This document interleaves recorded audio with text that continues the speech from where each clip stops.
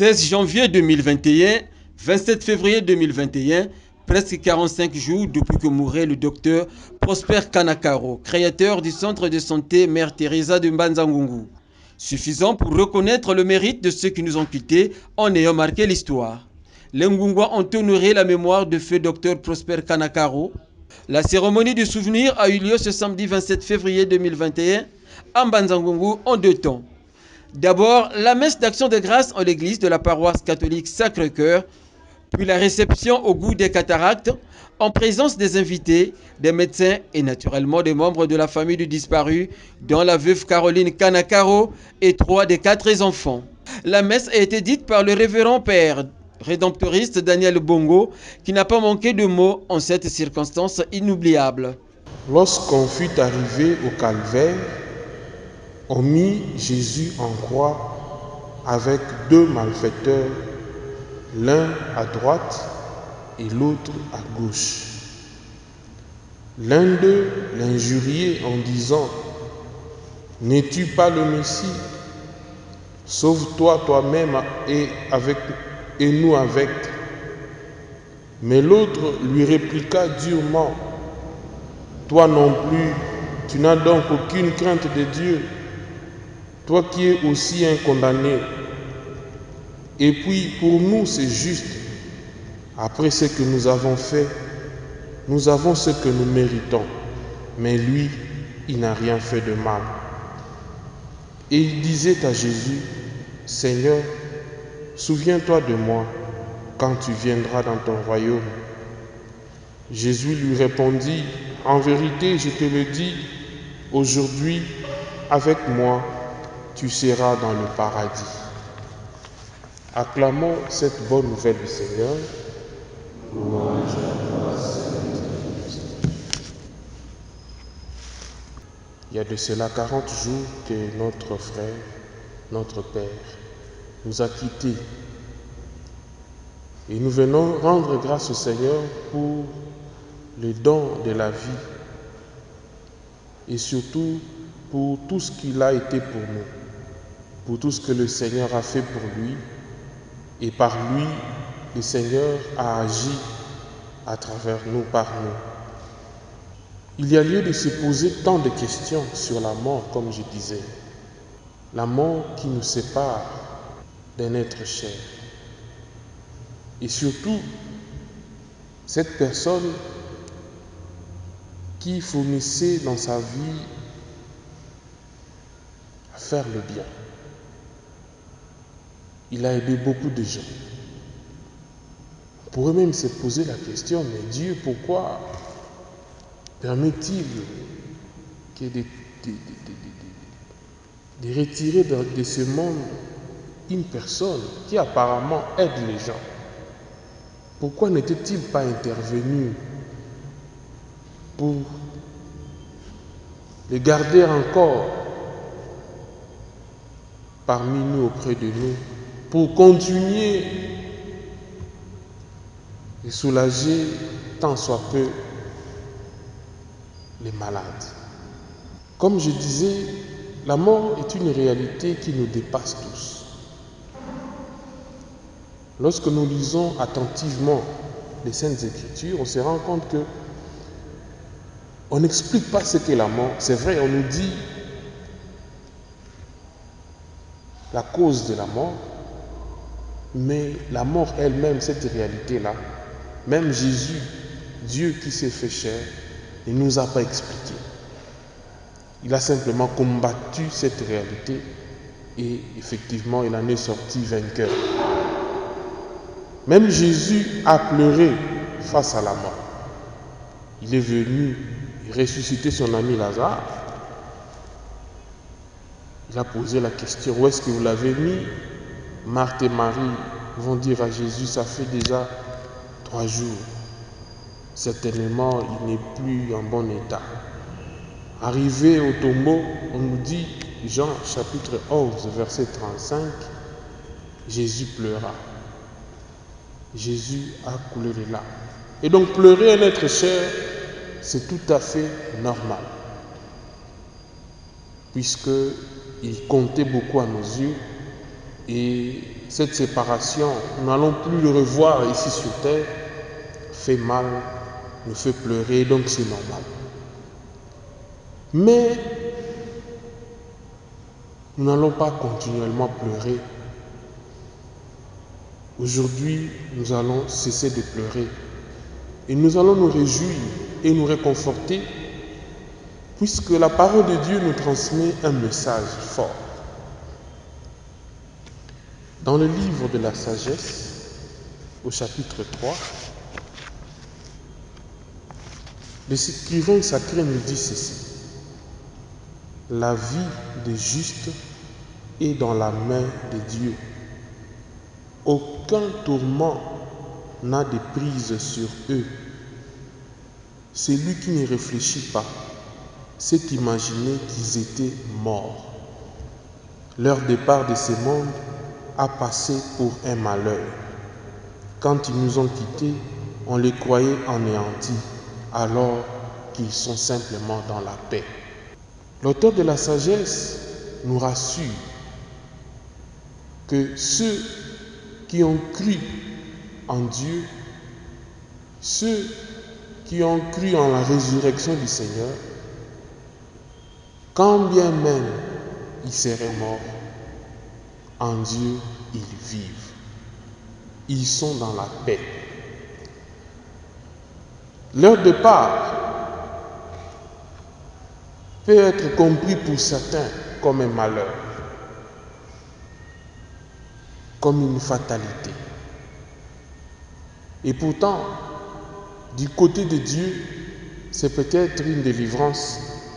Le Seigneur lui accorde une place auprès de lui, il lui accorde la vie. L'écrivain sacré poursuit en disant, aux yeux des hommes, les justes, la vie des justes, ceux-là qui ont cru en Dieu, aux yeux des hommes, on pense qu'ils subissent un châtiment. Mais par leur espérance, ils avaient déjà l'immortalité. Ce qui nous rassure, c'est cette parole, que la vie des justes est dans la main de Dieu. Et donc nous croyons que Papa Prosper est dans l'éternité auprès de Dieu. Il vit auprès de Dieu. La mort de Papa Prosper doit nous interpeller, chers frères et sœurs. Nous interpeller dans le sens que tout doit finir. Personne sur terre ne demeurera éternellement. Un jour, tous, nous allons rentrer auprès du Père. Alors posons-nous chaque jour la question, quand le moment viendra, quand mon tour viendra, est-ce que je serai compté parmi ceux-là qui vont jouir éternellement auprès de Dieu, ou simplement le Seigneur me dira, je ne te connais pas, j'étais malade, j'étais en prison, j'étais étranger, j'avais faim, j'avais soif, tu ne m'as pas assisté. Où le Seigneur dira, entre dans la joie de ton maître, serviteur bon et fidèle. Et nous croyons que Papa Prosper était un serviteur bon et fidèle. Grâce au bien qu'il a réalisé en ce monde, Dieu pardonnera ses péchés et lui accordera la paix éternelle. Et comme je disais, aujourd'hui, sa mort doit nous interpeller pour nous poser tant de questions sur la manière dont nous menons notre vie. L'évangile que j'ai choisi pour notre méditation à cette occasion, il s'agit du récit du bon larron. Jésus était crucifié sur la croix avec deux bandits.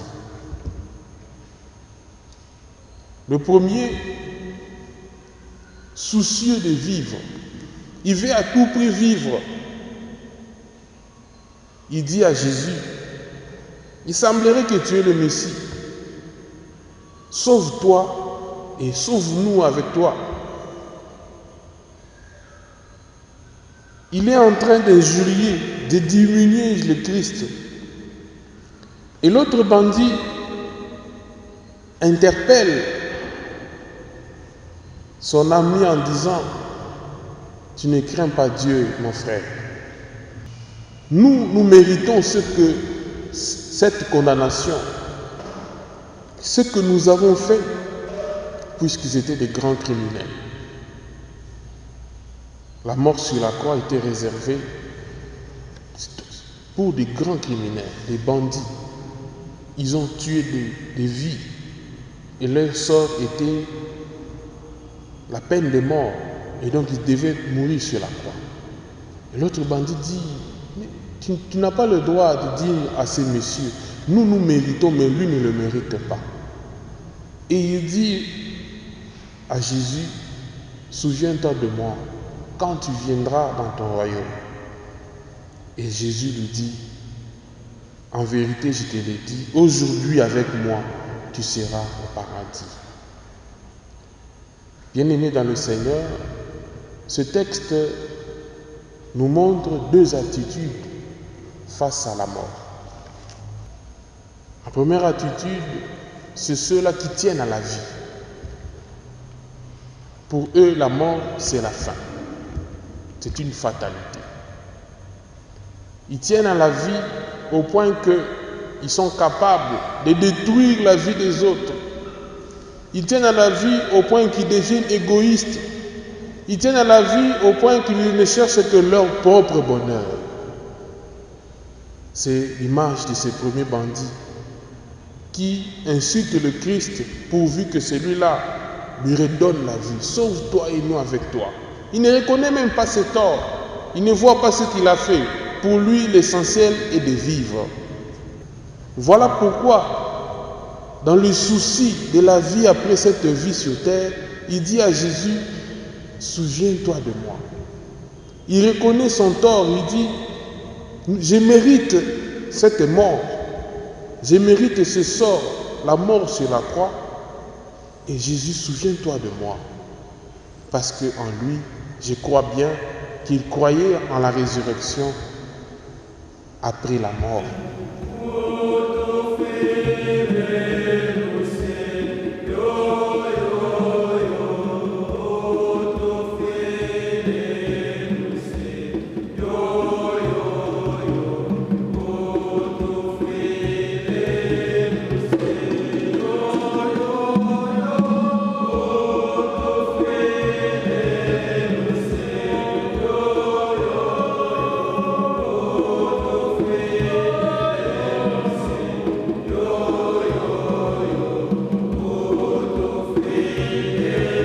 Après la messe, cap sur le goût des cataractes pour la réception, précédé des témoignages des médecins formés par le défunt docteur Prosper Kanakaro, appelé affectueusement maître par ses confrères encore en vie. Le premier d'entre eux a délié sa langue est le docteur Ernest Maungu, qui a fait allusion à la discipline et au mérite reconnu aux défunts. Il était toujours à l'écoute, il suivait. Et à chaque fois que nous avions connu des difficultés, il était toujours là prêt à nous suivre. Et l'encadrement était en continu. Même moi qui étais très loin, lorsqu'il m'arrivait de sortir, je ne manquais pas de passer, me ressourcer et nous échangions. Évidemment, il nous a formés dans l'école de la discipline parce qu'il était pointilleux et rigoureux pour ce qui était de l'heure, de la ponctualité. Il nous a enseigné à respecter tout ce qu'on faisait et surtout, cette phrase, nous l'avons tous retenue. Il répétait souvent qu'il faudrait acquérir de bonnes habitudes et en devenir esclave. Deuxième médecin à prendre la parole, le docteur Rémi Solé, qui a reconnu avoir appris beaucoup du défunt. Sur le plan professionnel, comme vient de le dire le docteur, c'était vraiment un maître. Un maître sans élève, ce n'est pas un maître. Et ici, j'en profite pour dire à ceux qui viennent après nous, la médecine, c'est une science et c'est un art. Comme science, vous pouvez bouquiner tous les livres du monde. Mais comme art, vous devez être à côté de quelqu'un. Je vous demanderai d'être toujours à côté de quelqu'un qui connaît un peu plus que soi. Il ne faut jamais être orgueilleux. Il ne faut jamais chercher à être plus riche que les autres.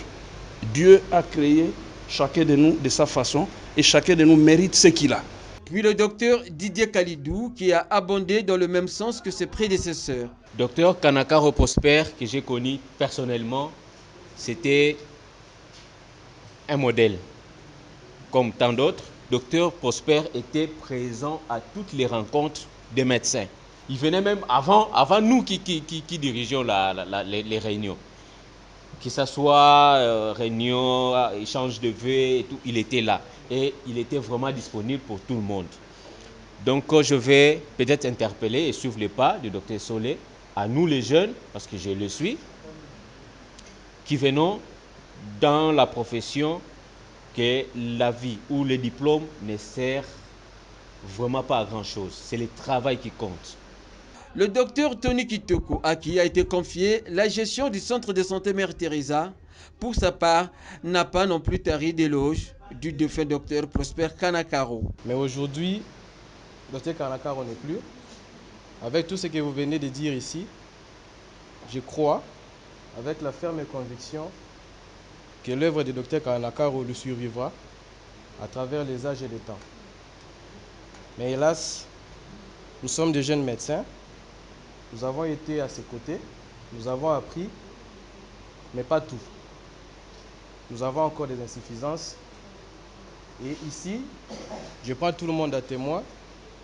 Mes aînés, je vous responsabilise. Nous pouvons avoir un problème. Ayez toujours une oreille attentive par rapport à nos appels. À n'importe quel moment, nous pouvons appeler Dr Solé, Dr Kalidou, Dr Bellamy qui était avec nous, qui est déjà parti. Que vos téléphones, s'il vous plaît, puissent être à notre portée pour que nous puissions vous donner aussi une occasion en retour de nous enseigner, car notre formation est toujours continue. À mes frères d'âge, vous, avec qui nous avons hérité ce que nous a laissé le vieux, et je cite Dr Enoch Asoyo, Dr Banzadio, Dr Noé, Jean-Willy, Gilles, Nathalie, Bibiche.